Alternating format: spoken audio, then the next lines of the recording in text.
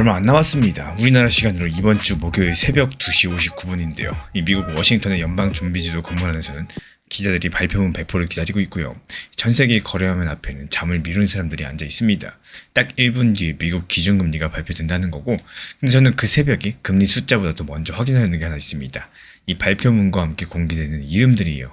이번 결정에 반대하는 의원이 누구인지, 몇 명인지, 여기에 대해서 적힌 명단입니다. 이 코인 법안이 이제 1야드 남았다는 바로 이번 주에 왜 하필 이 새벽 명단부터 보셔야 되는 건지, 오늘 그 이야기들 처음부터 끝까지 풀어드려 보도록 하겠습니다. 먼저 지난 주말 사이에 나온 두 가지 뉴스 그대로 한번 옮겨드려 보자면요. 먼저 첫 번째로 공화당의 튜엔 상원 원내대표가 민주당과 합의가 되지 않더라도 이번 주에 표결을 밀어붙일 계획이다, 이런 관련 보도가 나왔고, 또 다른 한 가지는 같은 튜엔 대표가 길이 보이지 않는다라고 말을 했다라면서 이 법안이 사실상 무산됐다, 이런 보도입니다. 이 간행과 무산, 정반대의 두 문장이 같은 주말에 나란히 걸려있는 상황인데요. 리플 XRP를 들고 계신 분들 입장에서는 이 도대체 어느 쪽을 믿어야 되나, 이런 생각이 드실 거고, 근데 이런 혼란들 자체가 어느 한쪽 기사가 틀려서 생긴 게 아닙니다. 협상이 진짜 마지막까지 가고 있어가지고 이렇게 생겼다라고 보시면 되겠고요. 그렇다면 왜 지금이 마지막인지를 보시려면은 먼저 이번 주 닷새 일정들 하루씩 살펴보셔야 돼요. 먼저 오늘 월요일 워싱턴에서는요, 이 미국 상원 협상들이 계속되고 있는 상황이고, 그리고 목요일 새벽 3시 미국의 중앙은행인 연준이 기준금리를 발표할 예정이죠. 미국 시간으로 봤을 때 수요일 오후인데요. 우리 시간으로는 목요일 새벽이 됩니다. 맨 처음에 보여드린 그 장면이 바로 이 시각입니다. 30분 뒤인 3시 반에는 케빈 워시 의장의 기자회견이 이어질 예정이고요. 같은 목요일 저녁에는 영국 중앙은행도 금리를 발표를 합니다. 그리고 그날 밤 9시 반, 미국에서 숫자 2개가 한꺼번에 나올 예정이고요. 연준이 기준으로 삼는 물가지표인 근원 PCE, 그러니까 미국 사람들이 쓰고 있는 물건이랑 서비스 가격이 얼마나 올랐나, 이걸 보여주는 숫자랑 미국 경제가 4월부터 6월까지 얼마나 컸는지를 처음에 집계한 2분기 성장률 속보치입니다. 금요일 낮에는요, 일본의 중앙은행인 일본은행 차례입니다. 닷새 안에 이렇게 발표가 몰려있기 때문에 그 틈 어디인가에 미국 상원이 이 법안 절차를 시작하느냐 마느냐, 여기에 따른 물음표 하나가 끼어 있다는 거예요. 그리고 여기서 첫 번째 의문이 생기죠. 법안이야 뭐 다음 주에 처리하면 되는 거 아니냐, 왜 이번 주가 마지막이란 말이 나오나, 이런 미국 상원 규칙 때문입니다. 이 법안이 통과되려면 그 전에 상원의원 100명 중에 60명이 찬성이 되는 절차를 2번 거쳐야 되는데, 이 토론 끝내고 표결로 넘어가자고 정하는 동의 절차인데요. 테크타임스 보도에 따르면 이 절차 하나를 처리하는데 일하는 날 기준으로 거의 한 주일이 통째로 들어갑니다. 2번이니까 2주일이 필요하겠죠. 근데 상원은 8월 초부터 여름 휴회에 들어갈 예정입니다. 그러면 남은 거는 지난주, 이번 주 딱 2주였습니다. 그리고 지난주는 협상하느라 그대로 지나갔죠. 그래서 산수가 이렇게 됩니다. 이 법안이 여름 안에 끝까지 갈 수 있는 주는 이번 주 한 주 남았습니다. 지난 영상에서 8월달 첫 주에 다시 시작하느냐가 진짜 고비라고 말씀을 드렸는데, 그 앞에 마감이 하나 더 있었던 겁니다. 중간에 멈추지 않고 끝까지 가는 기준으로는 마감이 이번 주예요. 이 산수를 알고 나면은 100만이라는 숫자가 왜 하필 지금 도착했는지도 보이기 시작을 하실 텐데요. 이 100만 건의 스탠드 위드 크립토라는 단체가 모은 거고요. 코인 투자자들이 모여가지고 미국 의회의 목소리를 내는 미국 단체인데, 지난주 중반까지 이 단체 집계로 95만 건이었습니다. 그게 주말 사이에 100만 건 돌파 발표로 이어졌으니까요. 마지막 며칠 사이에만 5만 건이 더 붙을 정도입니다. 이 단체가 규모가 절대 작지 않아요. 미국 회원이 약 260만이고요. 작년 한 해에만 의원실로 92만 5천 통을 보낸 조직입니다. 한번 하고 많은 행사가 아니라 선거 때마다 움직이는 조직이란 뜻인 건데, 그러면 여기서 코인베이스의 암스트롱 대표가 세고 있는 100일은 뭘까요? 상원 휴회까지 남은 날이 아닙니다. 11월 선거일까지 남은 날입니다. 이 골 지점까지 1야드, 그러니까 1m 같이 안 남았다는 저 표현들도 사실 몇 주 전에 미국 재무장관이 먼저 썼던 말들인데요. 정부랑 업계가 같은 문장을 쓰고 있는 건데, 그리고 100만 건 정도의 의견이랑 100일이라는 숫자가 겨냥하는 것도 똑같습니다. 법조문이 아니라 상원 의원들의 다음 선거 계산인데요. 당신 지역구에 코인 투자 유권자가 이만큼 있다, 이걸 숫자로 보여주는 작업인 거죠. 그러니까 이번 주에 표결이 열리지 않더라도 이 숫자들은 사라지지 않을 거고, 9월달에 다시 밀어붙일 때의 미천으로 남게 될 겁니다. 방금 보신 것처럼 이 법안의 마지막 주, 그리고 7월 들어가지고 중앙은행 발표가 가장 촘촘하게 몰린 주가 정확히 같은 주입니다.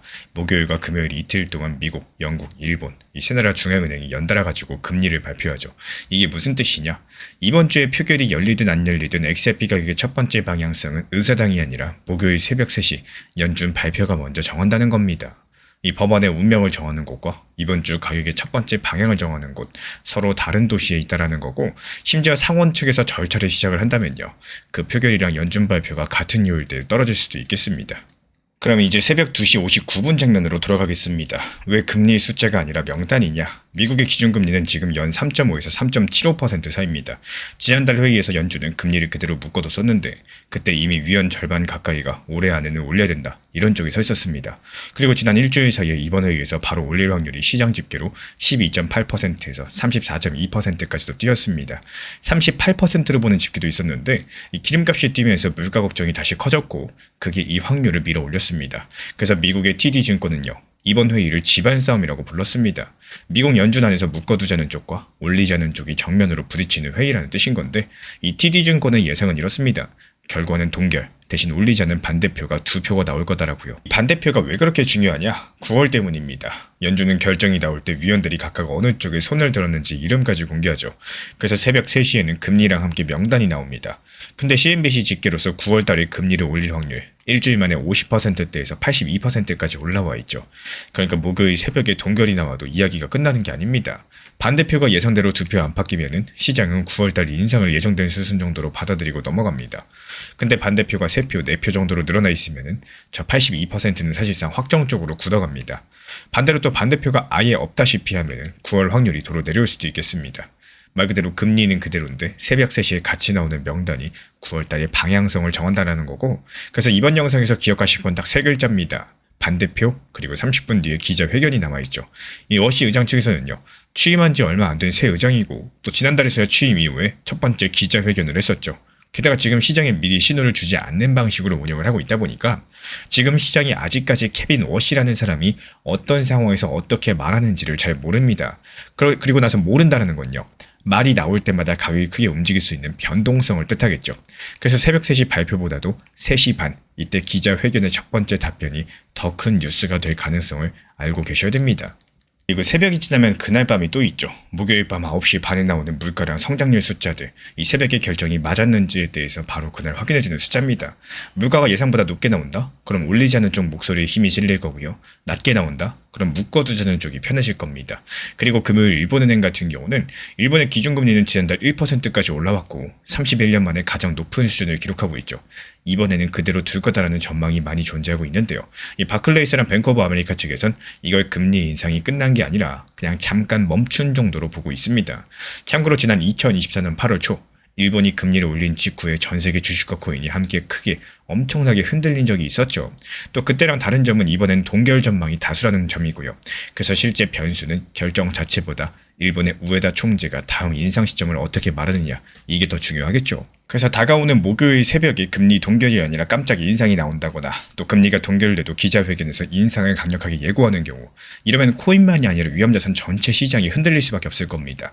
그리고 미국의 상원이 이번 주 안에 그 60명 동의 절차를 아예 시작하지 못하고 휴회가 확정된다. 이런 경우에도 엄청난 변동성이 발생할 거고 그리고 다가오는 금요일 일본은행이 예상을 깨고 움직인다거나 갑자기 기름값, 유가가 다시 급하게 뛰는 경우 이 세 가지 시나리오 중에 한 가지라도 발표가 된다면은 그때부터 암호화폐 시장 엄청난 변동성이 나올 거기 때문에 상당히 조심하셔야 되겠고요. 이 법안 쪽 현실도 있는 그대로 보여드리자면요.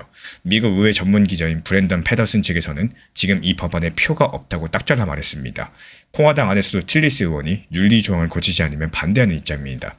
이 공화당에서도 한 명이 빠지면요. 그만큼 민주당에서 데려와야 되는 표가 더 늘어나기 때문에 이 클래리티 법안을 주도해왔던 신시아 루미스 의원은요.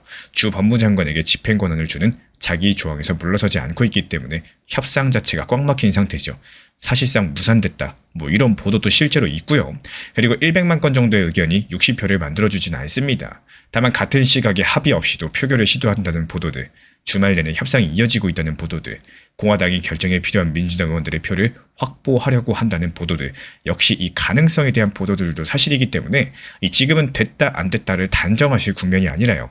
이번 마지막 주에 협상이 끝까지 가고 있는 국면, 여기를 봐주셔야 되겠습니다. 결국에 제가 바라보는 관점은요. 이 다가오는 목요일 새벽 금리에 대해서 연준은 동결을 할 거고 또 올리자는 반대표는 한두 표 정도 나올 겁니다. 금요일 일본은행도 역시 마찬가지로 금리 동결할 거예요. 그리고 시장은 9월달 금리 인상은 예정대로 간다. 뭐 이 정도로 받아들이면서 이번 주 발표들을 큰 사고 없이 통과하는 게 제 예상입니다.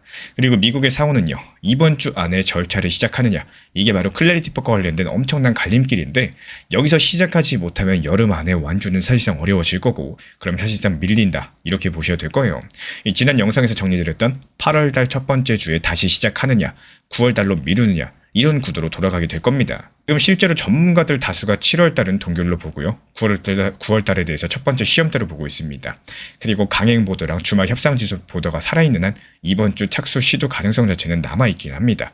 그리고 XRP가 발표를 앞두고 이미 자리를 어느 정도 회복해놨기 때문에 지난 폭락장에서 XRP 1830원 그리고 1900원서 이렇게 두 차례 분할 매수 들어갔던 물량들 이번에 2200원 단기 매도하면서 깔끔하게 나왔죠. 추가적인 매수 매도 타점 속보로서 받아보고 싶으신 분들께서는 현재 보이는 번호로 연락 주시거나 댓글창 링크 통해서 신청 주시면 확인되는 대로 입장 드리겠습니다. 리플 XRP 투자에 있어서 이제는 투트랙 전략이 반드시 필요해지고 있습니다. 무턱대고 몰빵하거나 반대로 또 손 놓고 기다리는 시대는 끝났어요. 첫 번째 트랙은 매달 분할 매수하시면서 시장이 빠지든 말든 일정 비중으로서 리플을 꾸준히 모아 나가시는 겁니다. 이거는 시간과 리스크를 분산할 수 있는 가장 효율적인 전략인 거고, 그리고 두 번째 트랙은 남은 현금 비중으로 알트코인 단타로서 굴려나갑니다. 수익이 나면은 그거를 다시 리플에 재투자하시면 되는 거고, 이게 바로 수익을 만드는 순환 매수 전략이 되실 거예요. 그런데 여기서 중요한 거는 단타 하실 때 조심하셔야 되는 거예요. 단타 매매 중독되면 끝장입니다. 이 매매 중독을 절대 조심하셔야 되는 거고, 예를 들어 가지고 시장이 과열인데도 지금 아니면 기회가 없다, 이런 조급한 생각에 RSI 지표가 이미 고점인데도 불안해서 또 들어가고 결국에 수익은커녕 손실만 쌓이게 되실 겁니다. 그래서 저희 채널 차원에서는 한 가지 원칙이 있습니다. 확률이 높은 날만 진입을 하세요. 그리고 시장 전체가 과매도 구간일 때, 비트코인 기준 RSI가 바닥을 찍을 때, 그때 알트코인 중에서 최근 거래량이 급등한 종목이 과매도의 경우 MACD, 볼린저 밴드, 이동평균선과 일목균형표 참고해서 신중하게 매수 진입 타점 들어갑니다. 그리고 그 외에는 아예 매매를 쉬는 날도 반드시 있어야지 진짜 단타인 거고, 그렇다면 이걸 어떻게 구별할 수 있는지 궁금하실 거예요. 여기서 챗GPT가 등장을 합니다. 저희는 챗GPT를 단순한 도구로 쓰지 않습니다. GPT한테 오늘 확률 높은 진입 타이밍이냐 이렇게 물어볼 수 있게 맞춤 프롬프트를 사용을 하는데요. 그리고 그 결과에 저의 실전 매매 노하우 30%를 덧붙여가지고 GPT 시그널을 보완합니다. 어떻게 하는지 궁금하신 분들 GPT 검색력과 활용 전략을 이용해가지고 이 두 가지를 한 방에 알려드리고 있습니다. 현재 보이시는 번호로서 리플 단타라고 문자 남겨주세요. 지금 이 영상 보신 분들에게만 오픈합니다. 그냥 GPT 쓰는 법이 아니라 투자로 연결되는 GPT 사용법 지금 바로 알려드리도록 하겠습니다.